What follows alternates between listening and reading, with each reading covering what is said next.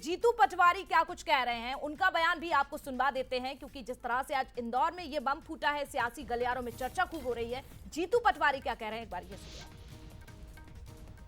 इंदौर में एक कांग्रेस का प्रत्याशी था, उस पर 3 दिन पहले कोर्ट से 307 की धारा बढ़वाई गई। 307 कोई केस था उस पर पुराना, उसको डराया गया, धमकाया गया, रात भर उसको यातना दी गई अलग अलग प्रकार की।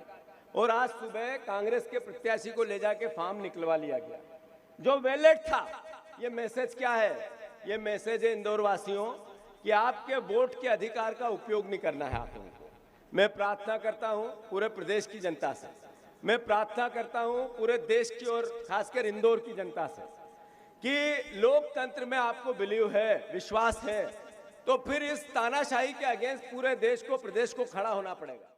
इंदौर में तो देखिए, जीतू पटवारी को आपने सुना है, उन्होंने कहा है कि दबाव डाला जा रहा है, बीजेपी की ओर से ये प्लानिंग की गई थी।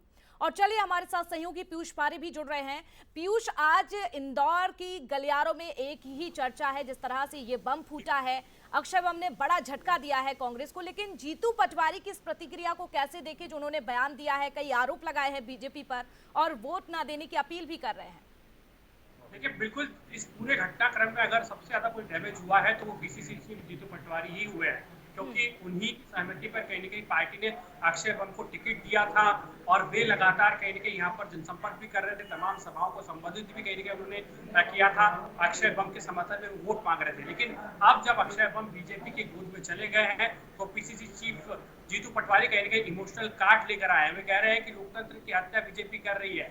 लगातार उनका आरोप है कि बीजेपी जो है वो कांग्रेस कैंडिडेट को धमका रही थी और इसी वजह से जो है वो कहीं न कहीं अक्षय बम ने जो है बीजेपी का दामन थाम लिया है। आरोप सीधे तौर पर जीतू पटवारी की तरफ से एक के बाद एक लग रहे हैं। लेकिन एक और बड़ी अपडेट हम लोग बता दें कि इस वक्त बीजेपी कार्यालय इंदौर पर सियासी हलचलें लगातार बढ़ती जा रही है।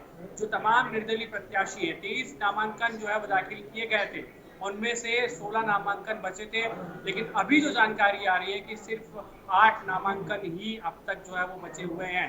अब ये भी कहीं न कहीं कोशिश बीजेपी की तरफ से है कि क्या निर्विरोध चुनाव कराए जाएंगे। हालांकि समय बहुत कम है। अभय जैन जो निर्दलीय प्रत्याशी के रूप में मैदान में उतरे हैं, वे साफ तौर पर ये कह चुके हैं कि वे अपना नामांकन वापस नहीं लेंगे। तो कुल मिलाकर बीजेपी की कोशिश यही थी कि जब अक्षय बम बीजेपी में आ चुके हैं तो ऐसे में निर्विरोध इलेक्शन कराया जाए। लेकिन फिलहाल जो अभी हलचले हैं, बंद कमरे में बीजेपी के तमाम नेता मौजूद हैं और अक्षय बम भी उस मीटिंग में फिलहाल जो है वो शामिल है। अक्षय बम भी बिल्कुल, और यहाँ पर बड़ी रणनीति बनाई जा रही है, जिस तरह से आप जानकारी दे रहे हैं, बंद कमरे में ये चर्चा हो रही है और यहाँ पर कार्यालय में हलचल भी देखी जा रही है। लेकिन मुख्यमंत्री मोहन यादव भी कुछ ही देर में पहुंचने वाले हैं, क्या अपडेट है, कब तक वो पहुंचेंगे, उसके बाद क्या सिलसिला आगे बढ़ेगा?